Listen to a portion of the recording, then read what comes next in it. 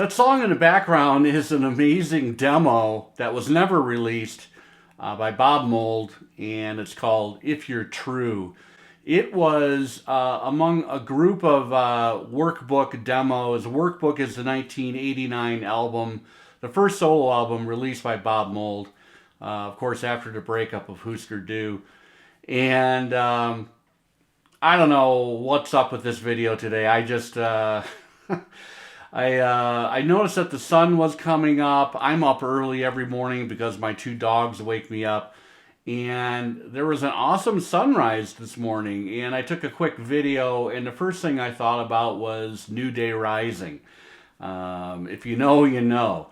So that's kind of what spurred me on to put together this video today. And it's basically an appreciation of Hüsker Dü and even more so Bob Mould, one of my favorite artists of all time. But anyway, yeah, If You're True is a fantastic song. I think there was a live version recorded at Cabaret Metro in Chicago that made the Poison Years comp that Bob put out.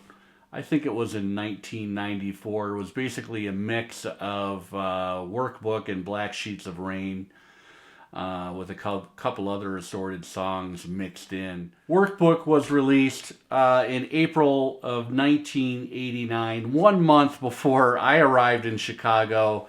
I had a couple different stints in Chicago, lived there the first time from 89 to fall of 92. And I remember hearing See a Little Light on XRT, famous FM channel out of Chicago, which made me go out and buy the album. My favorite record shop in those days was a place called See Hear Music. It was on North Avenue, basically near the intersection of North and Wells in Old Town Chicago. Great store, RIP. And I picked up this album, and it started me into a journey with Bob Mould and digging back into Hüsker Dü, basically purchasing anything that Bob would put out in future years. I have seen Bob Mould live probably a dozen times since 1989 up to the last gig I saw was the Sunshine Rock Tour. He came through Fort Collins, Colorado in February of 2019. Stay tuned for a clip. But this is just an amazing album. I have the 25th anniversary where they spread this out over two different records. It sounds great. This is on Merge. And I kind of love this kind of up-to-date, this has got the famous photograph of Bob, presumably in that farmhouse in northern Minnesota, where he kind of composed this album after the breakup of Hüsker Dü. And that photo kind of takes it full circle on the back of this reissue. So this is highly recommended if you don't have this. I would like to find an original Workbook on vinyl. A new resolution for 2022. But so many fantastic songs. You can kind of describe this album as, first of all, it was a big surprise for a lot of Hüsker Dü fans. Bob came back with a mostly acoustic-based album, which was a big surprise from coming from the Hüsker Dü LPs. Although the last two or three Hüsker Dü LPs were moving more in a pop direction, a mainstream direction, but Bob ended up sounding a lot like some of the better Richard Thompson albums out there. And he wasn't even aware of Richard Thompson at the time, didn't even know his music. So it's pretty coincidental. And I think these two are pretty good friends now. I know Bob has performed at a Richard Thompson benefit. I don't think there's a bad song on this album, but it starts with an incredible instrumental called Sunspots, and then Wishing Well, Heartbreak a Stranger, See a Little Light. Go ahead and put that into YouTube. It was the lead single from this album. He's performed that song on Letterman. It's one of his more uplifting songs. You know, this album was very much kind of a cathartic album for him. He was kind of cleansing himself from the toxic ending of Hüsker Dü. You know, him and Grant Hart had a huge falling out at the end. They never really, I think in the very end, Grant Hart was dying, and these guys got together, collaborated, released the rights to the numero box set, Savage Dü. I think it's called Young Dü, Savage Dü. Anyway, Bob and Grant got back together, visited each other, kind of buried the hatchet, at least at that point in time. Tragically, you know, Grant Hart passed away in, I think it was October of 2017. The song Poison Years, Bob has said it's about his relationship with Grant Hart at the end, and that is a tough listen. Incredible song. Sinners and Their Repentances, compositions for the young and old. Dreaming I Am, I love that song. Whichever Way the Wind Blows was one hell of an ending. Talk about cathartic. That's Workbook from 1989. Again, this is the 25th anniversary reissue, which sounds great. After Workbook and the Workbook tour, Mould went right back to work and came back with an all-electric, blistering album called Black Sheets of Rain. This is an incredible piece of work as well. He did a bit of a 180 from Workbook, and there's a lot of pop that shines through on this album, through that churning Fender Lake Placid blue guitar that Mould made famous, but there's a lot of sludge, there's a lot of darkness in this album as well, but I think it's an incredibly great listen. One of my favorite albums, that is Black Sheets of Rain. This was released in 1990. There's a track list on the back. I love Stand Guard. I love It's Too Late.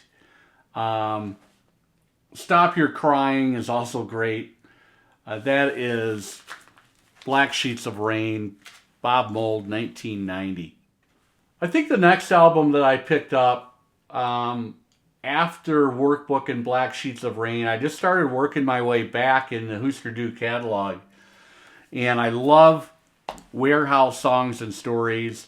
At this point in time, Grant Hart and Bob Mould were not on the same wavelength. Released in January 1987, this is Warehouse Songs and Stories, the sixth and final studio. This was a double LP released by Hüsker Dü. This is a fantastic body of work. The songs basically go back and forth between Mould and Hart as far as who wrote the song. And typically lead vocal is also in the hands of whoever wrote the actual song. But Mould kicks off the album with These Important Years, a fantastic, powerful Hüsker Dü classic. He also has Standing in the Rain, another pop-forward, tuneful, showing Mould's, Bob Mould grew up with the Beatles, the Beach Boys, the Who, the Kinks, and you can see that in his songs time after time after time. Up in the Air is a fantastic, atmospheric Bob Mould composition as well. And I don't want to give short shrift to Grant Hart. Grant Hart of course, is an integral part of the entire Hüsker Dü story. I don't have any Grant Hart albums, and that's something I want to change in 2022. But that is Warehouse Songs and Stories. I've got that Record Store Day release that came out. You saw the kind of pre-roll, but there was a fluorescent green and a fluorescent yellow translucent record for both of those. So pretty cool release. I'm quite happy to have this. You know, one thing I don't have is the bitter. Is it called The Bitter End? It's the live album that they put out, that Warner Brothers put out after the breakup of the band. So I need to get that album as well. In 1985, we got Flip Your Wig, another great piece of work by Hüsker Dü. I love the title track, of course, and I love It Makes No Sense at All. Bob is still playing that almost every night that he is out there live. He will typically include that in his set. That is Flip Your Wig. Love the cover art. Fantastic album. Also released in 1985, New Day Rising, an absolute stone cold classic. That cover art, of course, is one of those gorgeous lakes just to the northwest of downtown Minneapolis. I'm drawing a blank. I can't remember what lake that was taken on. But if you go on Instagram and you follow Hüsker Dü, a lot of people take photos from this very spot where that cover photograph was captured. And New Day Rising, oh my God, is a tour de force. I'm trying to limit the cliches this year. Track number 1, Bob Mould, New Day Rising, The Girl Who Lives on Heaven Hill.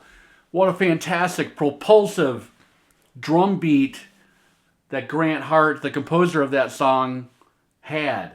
I Apologize, track 3, Bob Mould. Celebrated Summer, an incredible burst of energy, of just abandon, of joy.